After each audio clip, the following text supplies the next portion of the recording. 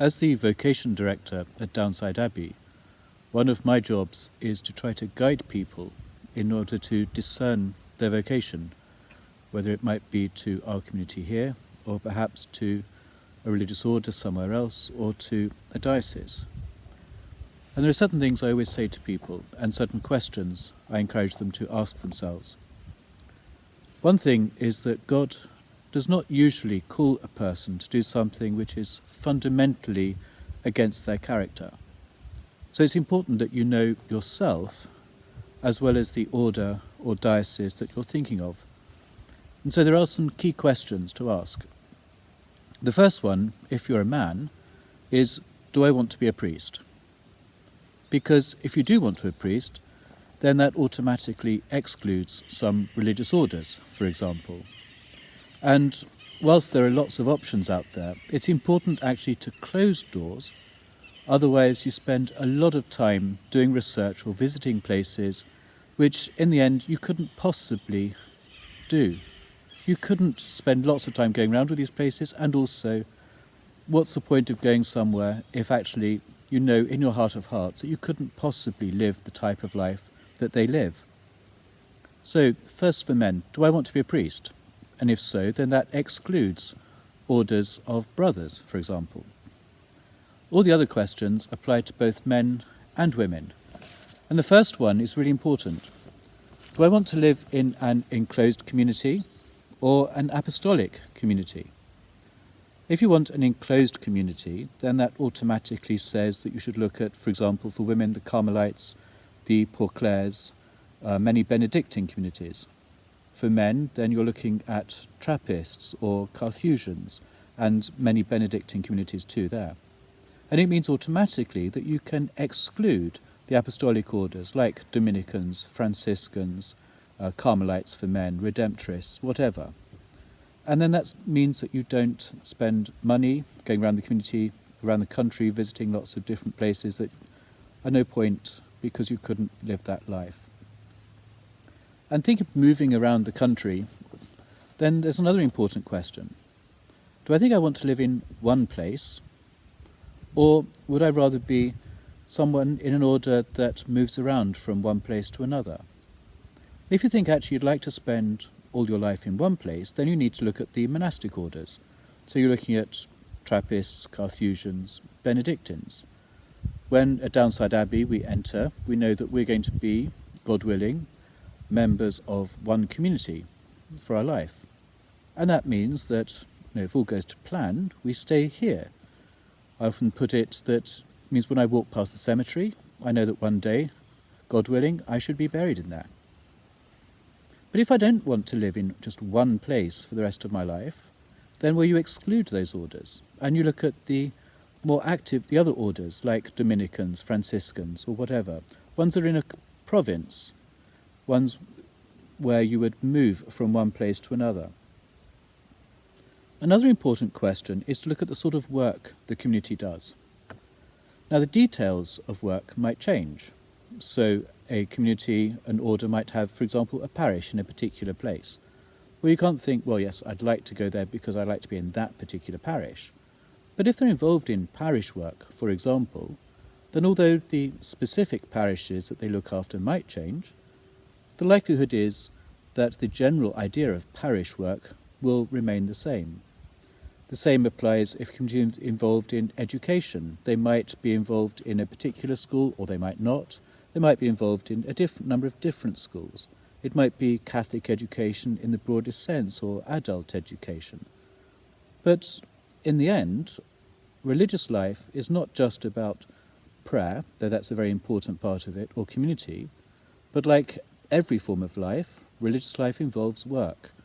So it needs to be a type of work that you think you could do and that you'd like to do. But mentioning prayer, we also need to look at the way that the community prays. And we need to ask, does that way of prayer nourish me? Can I find God with these people in this order? Or perhaps even better, can I let God find me here? Because prayer is going to be fundamental to any form of religious life. So how does the community pray?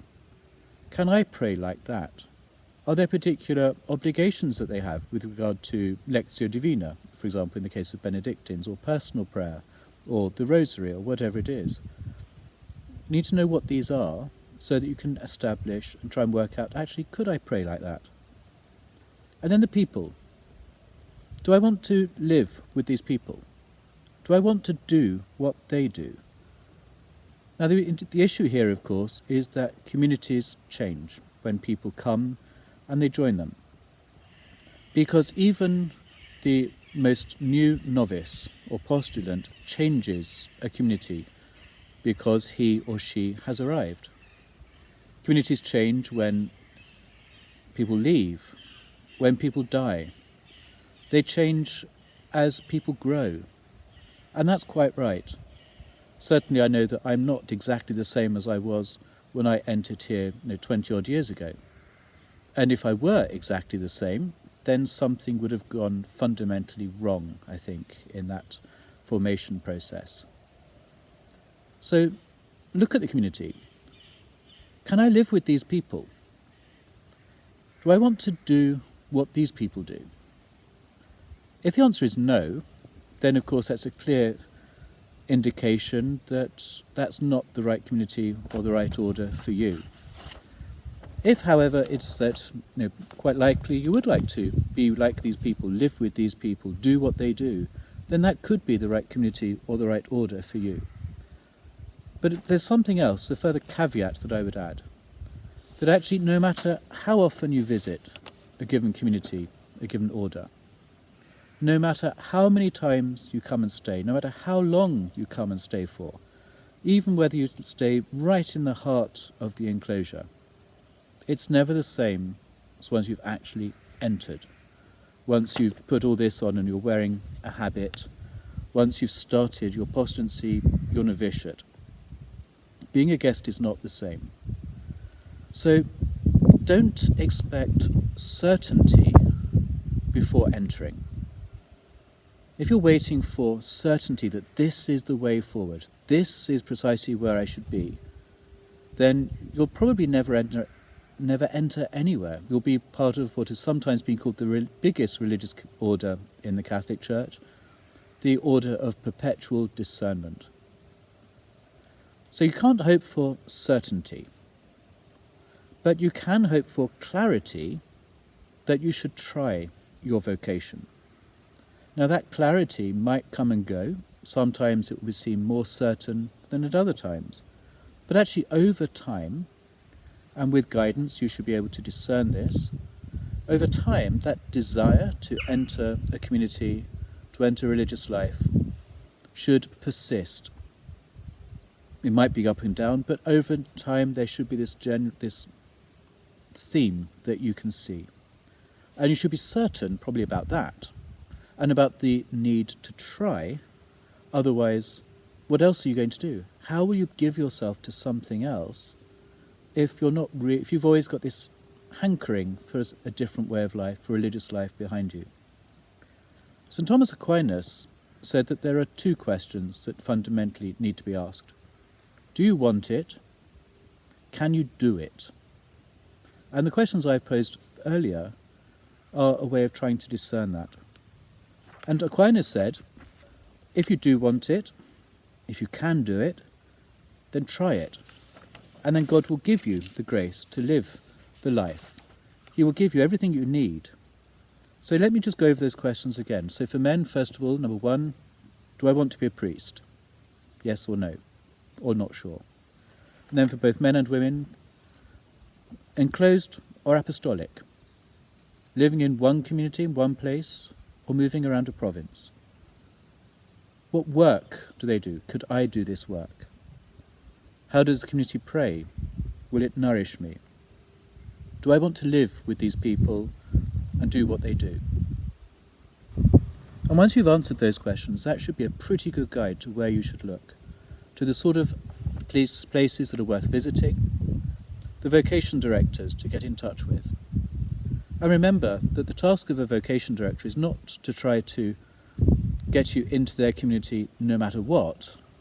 The vocation director should be there to help you to discern your vocation. to discern where God is calling you to. And it might be their community, it might be somewhere else. So, how do we do this? Well, of course, in the end, we have to pay attention to our feelings. That's where our answers for all of these are going to come from. So we need to do a bit of daydreaming, perhaps. What would it be like to be in these different places? And also prayer. We've got to ask God for his help and his guidance, and believe and trust that he will give us that help and guidance. But we need to try and pay attention to his voice, which might come through others. So I hope that's been helpful. I hope it hasn't rambled too much. And there may well be, who knows, some other questions that will come up, and maybe one or two other videos to try to answer them. So God bless.